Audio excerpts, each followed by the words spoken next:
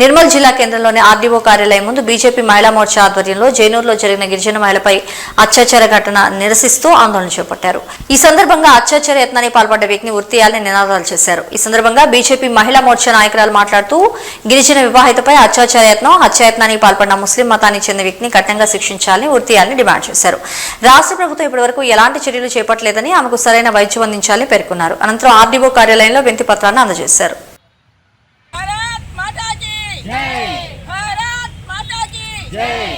ఆదివాసి మహిళకు న్యాయం చేయాలి.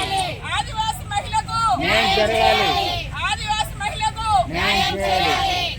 నిందితుడికి ఉరిశిక్ష వేయాలి. నిందితుడికి ఉరిశిక్ష వేయాలి. నిందితుడికి ఉరిశిక్ష వేయాలి. ఆదివాసి మహిళకు న్యాయం చేయాలి. ఆదివాసి మహిళకు న్యాయం చేయాలి. భారత్ మాతాకి జై.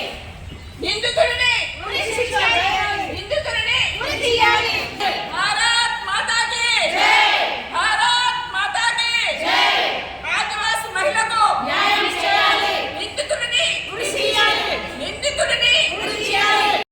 జైనూర్ మండల కేంద్రంలో జరిగినటువంటి ఒక గిరిజన మహిళపై అత్యాచారం చేసి అత్యంత ఘోరంగా ఆమెను కొట్టి రోడ్డుపైన పడేసి ఒక ముగ్ధుమ్ అనే ముస్లిం వ్యక్తి ఇంతటి అగత్యానికి పాల్పడ్డాడు.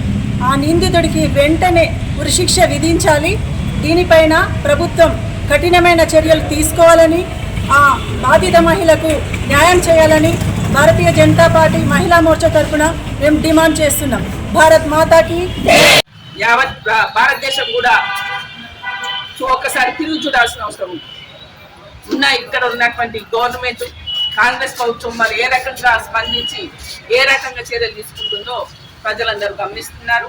ఈరోజు జైనూరులో ఒక ఆదివాసీ మహిళ, ఆ మహిళ మీద గుంటూరు అనే ఒక ముస్లిం ఆమె మీద అత్యాచారం చేసి ఆమెను లోబర్చుకొని అత్యంత హీనంగా హింసించి కొట్టి రక్తము మాంసాలు కారుతుంటే కూడా ఆమెను హింసించి చంపడానికి ప్రయత్నం చేసి చచ్చిపోయిందని చెప్పి నిర్ధారణ చేసుకుని రోడ్డు మీద పడేసిపోయింది నిర్లక్ష్యంగా.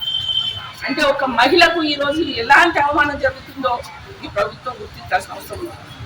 ఆ రోడ్డు మీద పడేసిపోయిన మహిళ వర్షం చినుకుల కారణంగా ఆమెకు మెలకు వచ్చి అప్పుడు తేరుకొని ఆమెను ప్రజలు గుర్తించి ఆమె తీసుకెళ్లి హాస్పిటల్ చేయడం ఇప్పుడు సీరియస్గా హైదరాబాద్ ఆమె ఉందని, మరి ఆమె పరిస్థితి ఎట్లా ఉందో మాకైతే తెలియదు.